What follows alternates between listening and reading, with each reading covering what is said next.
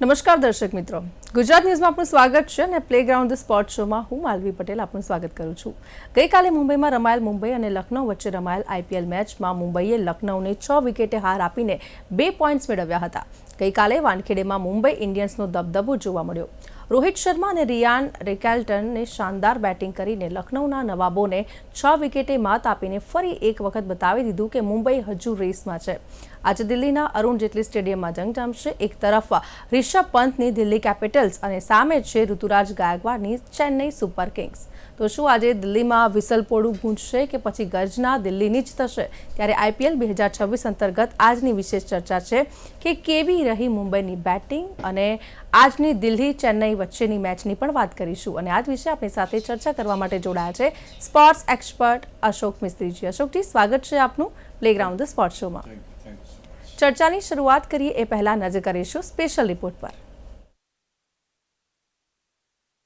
ગઈકાલે મુંબઈમાં રમાયેલ Lucknow super Giants અને મુંબઈ ઇન્ડિયન્સ વચ્ચેની મેચમાં મુંબઈએ લખનઉને 6 વિકેટે હાર આપી હતી। પ્રથમ બેટિંગ કરતા લખનઉએ પૂરનના 21 બોલમાં 8 છગ્ગા અને 1 ચોગ્ગા સાથે 300ના સ્ટ્રાઇક રેટથી બનાવેલ 63 રનની મદદથી 5 વિકેટે 228 રન બનાવ્યા હતા અને 229નું લક્ષ્ય મુંબઈને આપ્યું હતું। ઈજાગ્રસ્ત હાર્દિક પંડ્યા વિના રમી રહેલ મુંબઈની ટીમના હિટમેન રોહિત શર્માએ તોફાની બેટિંગ કરીને જોરદાર શરૂઆત અપાવી હતી। તેને રિકલ્ટન સાથે મળીને પ્રથમ વિકેટની ભાગીદારીમાં 10.5 ઓવર્સમાં 143 રન જોડી નાખ્યા હતા। રોહિતે આઉટ થતા પહેલા 44 બોલમાં 7 છગ્ગા અને 6 ચોગ્ગા સાથે 90.90ની સ્ટ્રાઇક રેટથી 84 રન નોંધાવ્યા હતા। જ્યારે પ્લેયર ઓફ ધ મેચ બનેલ રિકલ્ટે 32 બોલમાં 82 રન બનાવ્યા હતા। છેલ્લે નમનધીર અને જેક્સે 6 બોલમાં અડનમ 16 રનની ભાગીદારી નોંધાવીને મુંબઈને વિજય અપાવ્યો હતો। મુંબઈનો 10 મેચોમાં આ ત્રીજો વિજય હતો અને 3 હાર પછી સૂર્યાની કેપ્ટનશીપમાં 6 વિકેટે આ વિજય મેળવ્યો હતો। આજે દિલ્હીમાં દિલ્હી કેપિટલ્સ અને ચેન્નઈ સુપર કિંગ્સ વચ્ચે મહત્વની મેચ રમાશે। બંને ટીમોને જીતની જરૂર છે એટલે રોમાંચક મેચ બને તેવી શક્યતા છે। ચેન્નઈ માટે સંજુ અને દિલ્હી માટે રાહુલ હુકમના એકા છે। જે ચાલ્યો તે ટીમની જીતની તકો વધે।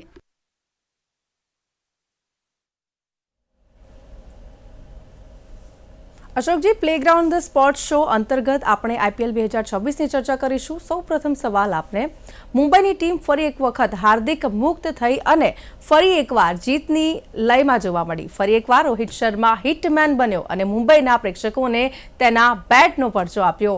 આ પરિવર્તન અને પરફોર્મન્સને કઈ રીતે જોઈ શકાય? હાર્દિક પંડ્યા જ્યારથી ગુજરાત ટાઇટન્સમાંથી મુંબઈ ઇન્ડિયન્સના કેપ્ટન બન્યા ત્યારથી જે કોઈ થોડા ઘણા મનભેદ હતા, મતભેદ હતા, એ બધા સપાટી ઉપર ધીમે ધીમે આવતા હતા અને એનો સીધી અસર એની પરફોર્મન્સ પર થતી હતી। ખાસ કરીને મુંબઈ ઇન્ડિયન્સની ગયા વખતની સિઝન કે જ્યારથી હાર્દિક પંડ્યા આવ્યા પછીની સિઝન એટલી સારી રહી નથી। ઇવન આ સિઝનમાં અત્યાર સુધી સતત હારતી આ ટીમ, મુંબઈ ઇન્ડિયન્સની ટીમ, એ હાર્દિક પંડ્યા માટે એક ચેલેન્જ બની ગઈ હતી કે કઈ રીતના આ ટીમને સંભાળવી। ગુજરાત ટાઇટન્સમાં પોતાના સમકક્ષ અથવા પોતાનાથી થોડા જુનિયર એવા ખેલાડીઓ સાથે તો એમણે ચેમ્પિયનશિપ જીતી લીધી, પણ અહીંયા આગળ જ્યારે મુંબઈની ટીમમાં 2 તો T20 વર્લ્ડ કપના ચેમ્પિયન કેપ્ટન રોહિત શર્મા અને સૂર્યકુમાર યાદવ અને બાકીની ટીમ, એમની સામે રમવું અને એમના કેપ્ટન થઈને રમવું, એ મારા ખ્યાલથી હાર્દિક પંડ્યા માટે થોડુંક ડિફિકલ્ટ લાગ્યું। ઘણા બધા સમીકરણો છે કે ભાઈ કોણ કેમ રમ્યું કે કેમ ના રમ્યું, પણ ક્યાંક હાર્દિક પંડ્યા એક કેપ્ટન તરીકે પોતાની જવાબદારી નિભાવવામાં આ પર્ટિક્યુલર ટીમમાં સફળ થયો નહીં। સતત 3 મેચો હાર્યા પછીની આ એક જીત હતી। તમે વાત કરી રોહિત શર્માની, Rohit Sharma was out of the team for so many matches અને ગઈકાલે એમને ટીમમાં ફરી ઇન્ક્લુડ કરવામાં આવ્યા અને લુક એટ ધ પરફોર્મન્સ। એ ખેલાડીએ રિકલ્ટન સાથે મળીને ઇતિહાસ સર્જી દીધો અને ફરી એકવાર દરેક ટીમનો એક ફેન બેઝ હોય છે। ચેન્નઈ સુપર કિંગ્સનો ફેન બેઝ એવો છે કે ચેન્નઈથી લોકો આ મેચ જોવા માટે જ્યાં આગળ મેચ રમાતી હોય ત્યાં જાય છે અને તમે જુઓ તો એ આખું ગ્રાઉન્ડ જે છે એના દરેક પ્રેક્ષકો એ યલો ટી શર્ટમાં તમને જોવા મળે। તો આ પર્ટિક્યુલર વસ્તુ મુંબઈ ઇન્ડિયન્સ માટે છે। મુંબઈ ઇન્ડિયન્સનું વાનખેડે સ્ટેડિયમ જ્યારે પણ ભરાય તો માત્ર ને માત્ર મુંબઈ ઇન્ડિયન્સની ટી શર્ટથી જ ભરાય, પણ છેલ્લે જે મેચો રમાઈ એમાં ફ્રેન્ચાઇઝી પોતે પણ ચાલતા થઈ ગયા, પ્રેક્ષકો પોતે પણ ચાલતા થઈ ગયા. એટલું ખરાબ પ્રદર્શન મુંબઈ ઇન્ડિયન્સનું જોવા મળ્યું.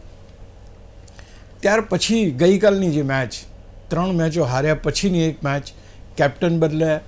હાર્દિક પંડ્યા ઇન્જર્ડ છે, એમની સાથે સૂર્યકુમાર યાદવને કેપ્ટન બનાવવામાં આવ્યા અને રોહિત શર્માને ટીમમાં લાવવામાં આવ્યો. And look at the performance. Immediately the team ફરી એકવાર નવપલ્લિત થઈ ગઈ અને ક્યાંક એમ કહી શકાય કે હા, આ એ ટીમ છે કે જે ચેમ્પિયન બની હતી.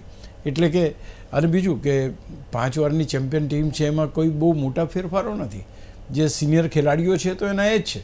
તો પરફોર્મન્સને શું થયું? તો પરફોર્મન્સ એટલા માટે કે તમારી પાસે 4 કે 5 ખેલાડીઓ છે, એમાં 2 તો કેપ્ટન ને સિનિયર પ્લેયર્સ છે. તો ક્યાંક ગઈકાલની મેચ એ રોહિત શર્માનું રિટર્ન થવું જી, એના માટે, હાર્દિક પંડ્યાનું કેપ્ટન તરીકે નહીં હોવું એના માટે, સૂર્યકુમાર યાદવનું કેપ્ટન તરીકે આવવું એના માટે, આ ત્રણેય માટે આ મેચ બહુ અગત્યની બની ગઈ. કે શું હાર્દિક પંડ્યાને બહાર બેસાડવાથી ટીમ ફરી એકવાર પોતાનું કોન્ફિડન્સ મેળવી શકે છે? એ મોટામાં મોટો વિષય કાલે હતો અને એ વિષયમાં ક્યાંક એમ લાગ્યું કે મુંબઈ ઇન્ડિયન્સે ક્યાંક સફળતા મેળવી, એટલે કે જીત મેળવી. જે સ્કોર, કારણ કે 200+ સ્કોર બન્યો હતો, 228 રનનો સ્કોર હતો, 29નો ટાર્ગેટ હતો. It was not a easy total. પણ તે છતાં જે રીતે મુંબઈ ઇન્ડિયન્સના ખેલાડીઓ રમ્યા છે, આઈ થિંક ફરી એકવાર આ ટીમ જીતની જે એમની પહેલાં જે હતું કે જીતનું જનૂન હતું એ મેળવી રહી છે. ભલે કેટલા આગળ જશે કે પોઈન્ટ ટેબલ ઉપર ટોપ 4માં આવશે કે નહીં, એ તો બહુ અઘરો વિષય છે, કારણ કે એમની સ્થિતિ એટલી સારી છે નહીં. પણ એક વસ્તુ ચોક્કસ છે કે એમનો જે ફેન બેઝ છે, એ ફેન બેઝને ક્યાંક ને ક્યાંક એમ લાગવું જોઈએ કે અમારા ખેલાડીઓ એ અમને મનોરંજન માટે રમે છે અથવા તો અમને એન્ટરટેન કરે છે. આઈ થિંક ગઈકાલની મેચ એમાં સફળ રહી એમ ચોક્કસ કહી શકાય. અશોકજી, લખનૌની ટીમે પ્રથમ બેટિંગ કરી. નિકોલસ પૂરને આ સિઝનમાં પ્રથમ વખત ઝાંઝાવાથી બેટિંગ કરી અને 8 છગ્ગા અને 1 ચોગ્ગા સાથે 300ના સ્ટ્રાઇક રેટથી 21 બોલમાં 63 રન બનાવ્યા અને ટીમનો સ્કોર પણ 5 વિકેટે 228 રન બનાવ્યા. કેવી રહી બેટિંગ અને માર્શ અને હિંમતસિંહની બેટિંગ? લખનઉ અનફોર્ચ્યુનેટ પાર્ટ એ છે કે એક એવી ટીમ છે કે જે હજુ સુધી કોઈ ઇમ્પેક્ટ લાવી શકી નથી. રિષભ પંત જેવો સૌથી મોંઘો ખરીદાયેલો કેપ્ટન એ સદંતર નિષ્ફળ નીવડ્યો છે એમ કહે તો ચાલે. ન તો ગયા વર્ષે એટલું એનું કંઈક લાઇમલાઇટ જોવા મળ્યું કે ન તો આ વર્ષે જોવા મળ્યું. અને જ્યારે આ પર્ટિક્યુલર ટીમ નથી રમી શકતી, નથી જીતી શકતી, એના કારણો કોણ? તો એના કારણોમાં Nicholas Pooran was one of the man. Nicholas Pooran એક એવો જબરજસ્ત ખેલાડી છે કે વિશ્વભરમાં છગ્ગાઓ માટે પ્રખ્યાત છે. એને ટીમમાં લેવા માટે એટલે જ લેવામાં આવ્યો છે કે જેથી કરીને એ સિક્સરો મારી શકે. તો ક્યાંક એ ખેલાડી અત્યાર સુધી ચાલ્યો નથી, પણ ગઈકાલે જે રમ્યો છે 300ના સ્ટ્રાઇક રેટથી એણે ધોયા છે, 8 છગ્ગા અને ચોગ્ગો ખાલી 1. એટલું જબરજસ્ત ટાવરિંગ રમ્યો છે કે એની કોઈ હદ નહીં. તો આ ખેલાડી જો પહેલેથી ચાલ્યો હોત અથવા પહેલેથી એણે કોન્ટ્રીબ્યુટ કર્યું હોત તો લખનઉની હાલત જે અત્યારે ડાઉન છે, છેક નીચે છે, તળિયે છે, એ કદાચ સારી જગ્યાએ હોઈ શકી હોત. બાકીના ખેલાડીઓની તમે વાત કરી, આ બધા જ ખેલાડીઓ જે ટીમમાં છે ખરા, પણ એમનું કોન્ટ્રીબ્યુશન કન્સિસ્ટન્ટ નથી. કોઈ પણ ટીમને જીતાડવા માટે તમારે રોજે રોજ પરફોર્મન્સ આપવું પડે, મેચ ટુ મેચ પરફોર્મન્સ આપવું પડે, તો તમારી ટીમ જીતી શકે. દાખલા તરીકે શ્રેયસ આયરને આપણે લઈએ તો every match he plays and A delivers, તો એ ટીમ ઉપર છે. તો જે ઉપર ટીમો છે એનો તમે જુઓ તો ઇતિહાસ એવો છે કે ભાઈ તમે પ્લેયર્સ જે છે એ પ્લેયર્સ કન્સિસ્ટન્ટલી રમે છે. અહીં લખનઉ પાસે એવી સ્થિતિ હતી કે કોઈ રમવા તૈયાર નહોતું, એટલે કોઈના રન્સ થતા નહોતા. ગઈકાલે હિંમતે પણ રન માર્યા, આણે પણ રન માર્યા, એમ કરીને જોઈએ તો માર્કરમ પાછળ રમ્યા. કાલે માર્કરમ ઓપનિંગમાં આવતા હતા અને 228નું ટોટલ થયું. પણ સૌથી મહત્ત્વની વાત રહે પૂરનની બેટિંગ. પૂરનના એ 8 છગ્ગા જોવાની જે મજા આવી છે, I think that was one of the finest of Lucknow. Lucknow અત્યાર સુધી બહુ સારું એ પ્રદર્શન નથી કર્યું, પણ તમારો એક મહત્ત્વનો ખેલાડી ભલે અત્યારે રમે વાંધો નથી, પણ એકવાર એ લાઇમલાઇટમાં આવ્યો, પોતાના ફોર્મમાં આવ્યો છે, એ બહુ મહત્ત્વની બાબત કહી શકાય. તો લખનઉ માટે 228નો સ્કોર મોટો હતો, સારો સ્કોર હતો. એમણે એમ વિચાર્યું હતું કે ભાઈ મુંબઈ ઇન્ડિયન્સની ટીમ તો ક્યાં રમે છે, આટલો સ્કોર થોડો એ લોકો કરી શકશે, પણ વાત ક્યાં અલગ પડી. બટ યસ, પૂરનની બેટિંગથી ક્યાંક લખનઉનો સ્કોર સારો થયો એમ કહી શકાય. અશોકજી, મુંબઈ સામે 229નો ચેઝ હતો. રોહિત રિકલ્ટને માત્ર 10.5 ઓવર્સમાં 143 રન જોડી નાખ્યા. એમ કહી શકાય કે મુંબઈ ઇન્ડિયન્સના જૂના દિવસો ફરી આવી ગયા. કેવી રહી બેટિંગ મુંબઈની? કોઈ એકાદ મેચથી આપણે એવું તારણ કાઢવું કે દિવસો ફરી આવ્યા છે, જી, પણ એક વાત ચોક્કસ છે કે આ બધા ખેલાડીઓ છે જ. આ વિશ્વ ફલક ઉપર જબરજસ્ત ખેલાડીઓ છે કે જેમણે આ પ્રકારનું ક્રિકેટ વર્ષો સુધી રમ્યું છે. રોહિત શર્મા 5 વારના ચેમ્પિયન, એટલે કે મુંબઈ ઇન્ડિયન્સને 5 વાર ચેમ્પિયન બનાવવામાં રોહિત શર્માના રન્સ જે છે એ મહત્વના છે. અને એનો અનુભવ, એની ખેલાડીઓ પાસેથી કામ કરવાની શક્તિ, એની જે જીતવાનું જનૂન, that is something different and that is what is required. તો આજે તમે એકાદ ખેલાડી, ભલે હું હાર્દિક પંડ્યા, આપણે ડાયરેક્ટ એની જે વાત કરીએ, ભાઈ હાર્દિક પંડ્યાનો ઈગો, અથવા તો એને એમ લાગતું હોય કે ભાઈ આઈ એમ ધ કેપ્ટન, તો એ પ્રકારનો જે એટીટ્યુડ હતો, હું માનું છું કે that attitude has created all this problems. એ કદાચ એક સારામાં સારા ખેલાડી તરીકે રમ્યો હોત તો બહુ પ્રોબ્લેમ આવત નહીં. તો રોહિત શર્મા ફરી એકવાર એની લયમાં જોવા મળ્યો. That is the best for the team કે ચલો ભાઈ એના રન્સ આવવા માંડ્યા. રિકલ્ટન જે રીતે રમી રહ્યો છે, આની પહેલાં પણ એને તો સરસ રમ્યો છે. ગઈકાલે જે 137-38ની જે કંઈ એ થઈ છે, that is something extra ordinary. 10 ઓવરમાં આવી રીતના, અને તમને ખબર છે કે ભાઈ ઓપનિંગ અથવા તો 6 ઓવર્સની વાત કરીએ આપણે, કે પાવર પ્લેની 6 ઓવર્સ હોય તો 6 ઓવર્સની અંદર તમારે કેટલા રન કરવાના? તો 71-72 રન કર્યા, કોઈ પણ વિકેટ ગુમાવીને ફર્સ્ટ ટાઈમ બન્યું આ સિઝનમાં કે કોઈ વિકેટ ના ગઈ હોય, અને એટલું સારું રમ્યા છે. બોલિંગ સારી થઈ, બેટિંગ સારી થઈ. તો ઓલ સડન એમ કહી શકાય કે હા યાર, પહેલાં બી આ ટીમ આવું પરફોર્મન્સ આપતી હતી. એટલે એ રીતે જોઈએ તો જૂના દિવસો પાછા આવી ગયા. આપણે અહીંયા જોઈએ ને એના કરતાં પણ વિશેષ તો ત્યાં જે લોકો જુએ છે, અથવા તો મેદાન ઉપર જે લોકો જુએ, જે એમના કોર ફેન છે, એ ફેનને એમ લાગવું જોઈએ કે હા મારી ટીમ રમી છે. એ પર્ટિક્યુલર વસ્તુ કાલે જોવા મળી એ મુંબઈ ઇન્ડિયન્સના બોલર અને બેટર્સમાં. એટલે એ ક્યાંક બહુ મહત્ત્વની બાબત કહી શકાય. જી અશોકજી, એક મહત્વપૂર્ણ સવાલ કે શું હાર્દિક પંડ્યા વધુ મેચો માટે ટીમની બહાર રહી શકે છે? ઇજાગ્રસ્ત છે એટલે એક મેચમાં તો પડતો મુકાયો છે. બીજું, કેપ્ટન તરીકે કદાચ સૂર્યકુમાર યાદવ લકી હોઈ શકે પણ રન બનાવતો નથી. હવે આને કેવી રીતે જસ્ટિફાય કરવું? પહેલાં તમારા સવાલનો જવાબ આપું કે હાર્દિક પંડ્યાને એક મેચ માટે બહાર મૂકવામાં આવે છે because he is not fit. પણ જે રીતે સંજોગો ઊભા થયા છે, જે રીતે ટીમની પરિસ્થિતિ છે, ટીમ બિલકુલ બેકફૂટ ઉપર જઈ રહી છે. એની દરેક મેચોમાં ટીમ હારી છે અથવા તો 1-2 મેચો જીત્યા છે. તો ક્યાંક એમ લાગે છે કે આ પ્રકારનો જે નિર્ણય છે એ થોડી મેચો માટે યથાવત રહે, અથવા તો હાર્દિક પંડ્યાને તાત્કાલિક ટીમમાં લાવવામાં ના આવે એવી શક્યતા નકારી શકાય એમ નથી. And this is a very good, જો તમારી ટીમ પરફોર્મ કરતી હોય અને જો એક ખેલાડીના કારણે એવું બનતું હોય, તો જેમ રોહિત શર્મા બહાર બેઠો એમ હાર્દિક પંડ્યા બહાર બેસી શકે. There is nothing wrong in that. તો ઓબ્વિયસલી હજુ તો નેક્સ્ટ યર શું થશે તો સવાલ છે જ. હું નથી માનતો કે હાર્દિક પંડ્યા કેપ્ટન તરીકે કન્ટિન્યુ કરે છે કે કેમ, એ બહુ મોટો સવાલ છે. પણ અત્યારના તબક્કે એમ લાગી રહ્યું છે કે એક મેચમાં જો પરિણામ સારું આવ્યું છે, હું માનું છું કે 1-2 મેચો હજુ પણ એના સિવાય રમાડવામાં આવે તો એવી શક્યતા નકારી શકાતી નથી. પણ અત્યાર સુધી એક મેચની વાત છે, પણ એ મેચો ઘણીવાર એવું બને છે કે ભાઈ ઈજાને કારણે રોહિત શર્મા રમતા નથી, તે એક મેચમાં ના રમ્યા, પણ ત્યાર પછી 3 મેચમાં ના રમ્યા, 3-4 મેચોમાં ના રમ્યા, તો એ પોસિબલ છે. તો હાર્દિક પંડ્યાને કદાચ આ વસ્તુ ડેફિનેટલી એ થાય. Now you are talking about Suryakumar Yadav. ગઈકાલે સુનિલ ગાવસ્કરે બહુ સરસ કહ્યું કે જ્યારે તમે આઉટ ઓફ ફોર્મ હોય તો you should avoid certain shots. દરેક ખેલાડીના અમુક પેટર્ન શોટ્સ હોય. એ જ પ્રમાણે સૂર્યકુમાર યાદવનો પેટર્ન શોટ છે મિડ વિકેટમાં રમવાનો. શોર્ટ ડિલિવરીને એ રીતના પગ ઉપર કરીને રમે છે, દેટ ઇઝ એ સ્ટાઇલ. પણ એ સ્ટાઇલ હવે એની એક નબળી કડી બની ગઈ છે. He is getting out on such deliveries.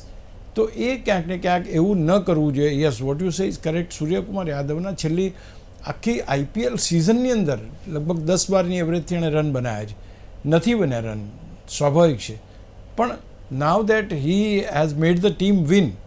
અમુક લકી મેસ્કેટ હોય ને કે ભાઈ આ હોય ટીમમાં તો ટીમ જીતે.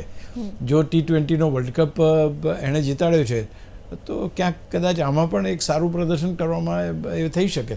બટ યસ, પરફોર્મન્સમાં તો એ પણ પોતે ચિંતિત છે, રન બનતા નથી એના માટે બધા ચિંતિત છે અને વી હોપ કે આ સિઝનમાં આગળ રન બને એના અને let's see whether he becomes a captain once again or not. જી, અને અશોકજી, આજે દિલ્હી અને ચેન્નઈ વચ્ચેની મેચ છે.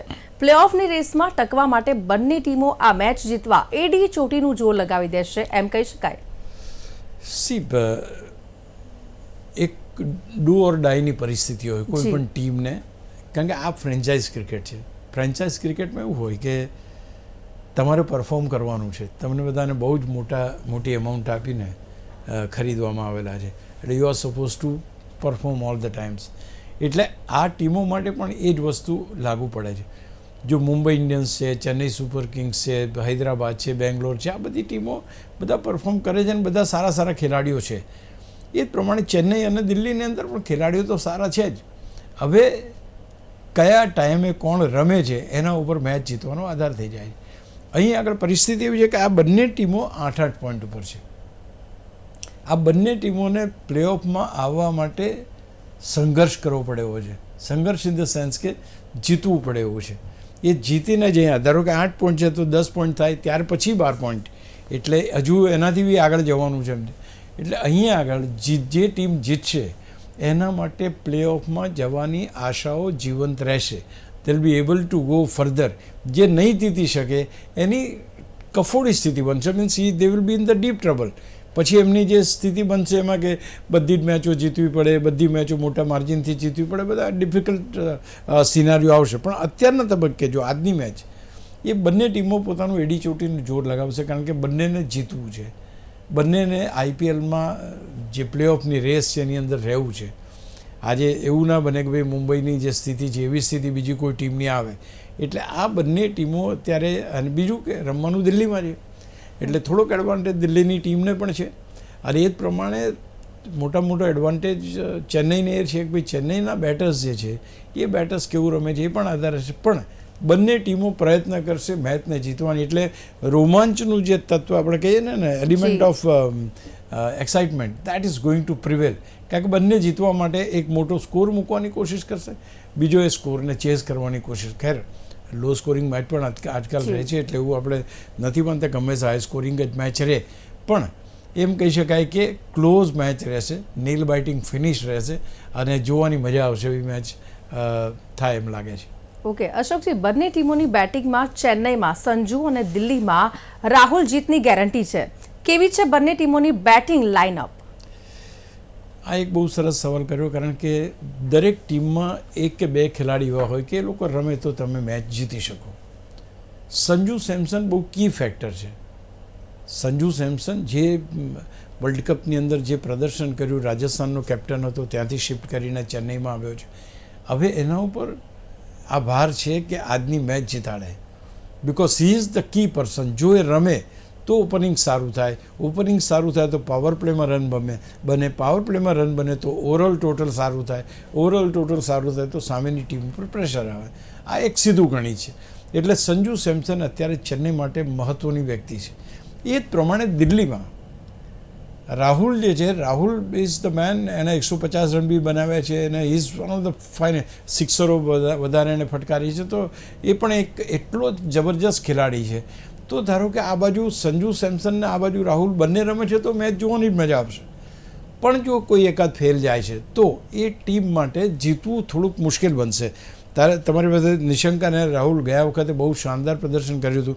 ત્યાર પછી નીતિશ છે, સ્ટબ્સ છે, આશુતોષ છે, રિઝવી છે, આ બધા પ્લેયર્સ બહુ જ સરસ છે. પણ તમારો કોર વ્યક્તિ કોણ છે તો કે રાહુલ.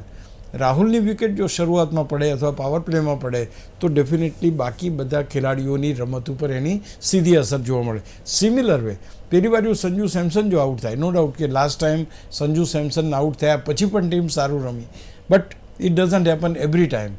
એટલે હું માનું છું કે અહીંયા આગળ સંજુ સેમસન બહુ કી ફેક્ટર છે. ઋતુરાજ ગાયકવાડ છે, ઉર્વિલ છે, કાર્તિક છે, બ્રેવિસ છે, દુબે છે, આ બધા ખેલાડીઓ છે. પણ તે છતાંય on top of it, it is Sanju and Ruturaj Gaikwad. Ruturaj Gaikwad captain છે, Sanju is the main batter. આ બંને ઓપન કરે છે ને એ ઓપનિંગ જો સારું આપે તો હું માનું છું કે જે રીતે ગઈકાલે આપણે જોયું મુંબઈ ઇન્ડિયન્સે 139 રન બનાવ્યા, so that type of opening is required. એટલે બંનેની બેટિંગ લાઇનઅપ સારી છે, પણ અહીં આગળ કોનું જનૂન ચાલશે, એટલે એક વ્યક્તિ કોણ ચાલે છે એની ઉપર બાકીના ખેલાડીઓ. આમાં એવું છે કે તમારું બેટ્સમેન એકવાર પહેલો રમે, સારી શરૂઆત આવે એટલે પછીના બેટ્સમેન પણ બધા સારી રીતે જ રમે.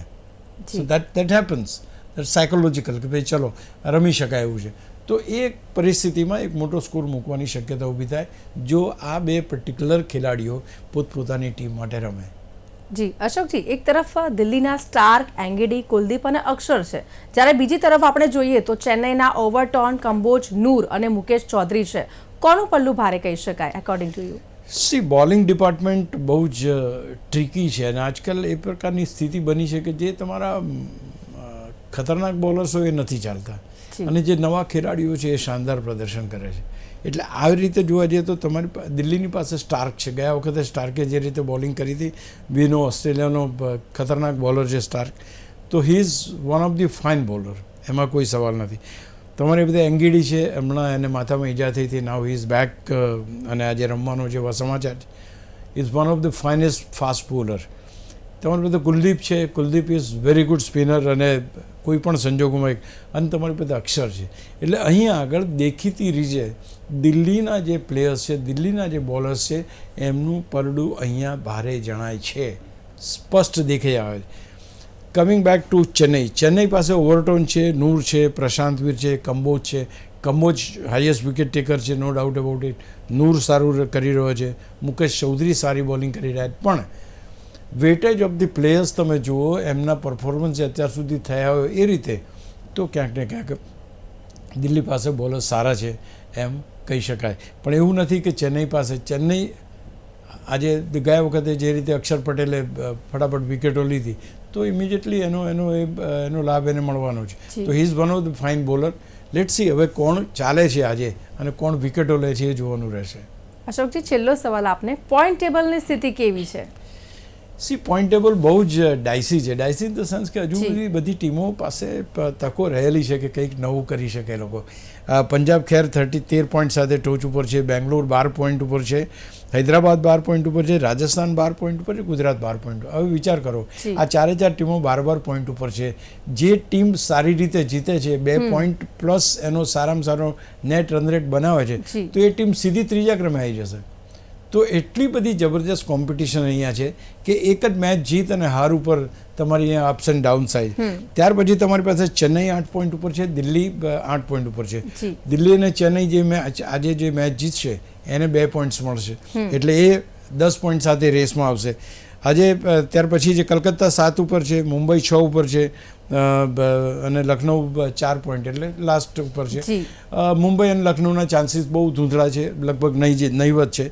કલકત્તાના પણ નહીવત છે, પણ દિલ્હી, ચેન્નઈ, ગુજરાત, રાજસ્થાન, હૈદરાબાદ, બેંગ્લોર અને પંજાબ આ ટીમો હજુ પણ ફ્રેમાં છે, એટલે કંઈ પણ થઈ શકે એવા ડેફિનેટલી સંજોગો છે.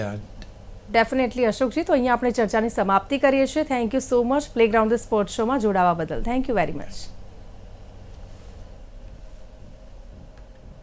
તો પ્લેગ્રાઉન્ડ સ્પોર્ટ શોમાં અંતર્ગત IPL 2026ની આ હતી આજની ચર્ચા, અને આવી જ રીતે દરેક સ્પોર્ટ્સ ઇવેન્ટના પ્રિવ્યૂ, રિવ્યૂ, એનાલિસિસ અને ડિસ્કશન માટે જોતા રહો પ્લેગ્રાઉન્ડ સ્પોર્ટ શો. નમસ્કાર.